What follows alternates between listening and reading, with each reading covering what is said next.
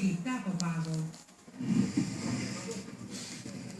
Δύσκολη καιρή για πρίγκιπες, οι οποίοι ασχολούνται τώρα με φιλοσοφίες. Την ώρα που ο πρίγκιπας Βίλιαμ Τραπεζάκη, ο αδελφός του πρίγκιπας Χάρη, προπονείται στην Ανατολική και αναλάβει μέρος σε αγώνες και σε αγωνιστικούς τύπους.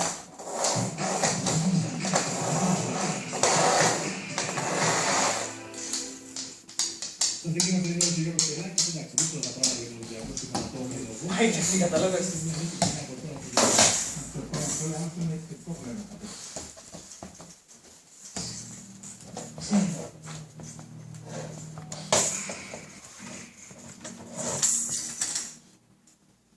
Θα μαραζώσεις στο τέλος του κορίτσι.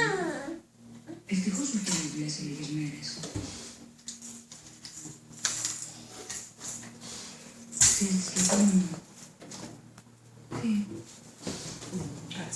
Κράτα την. Τρελάθηκες.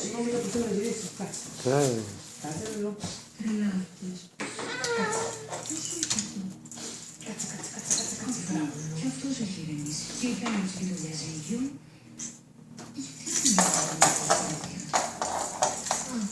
Είπες ότι αφού υπογράψαμε το διαζύγιο, θα έχουμε άλλη αρχή. Αυτούς που λες, είναι μια ιδέα, είπα, μη θυμώνεις. Κάτσε λίγο.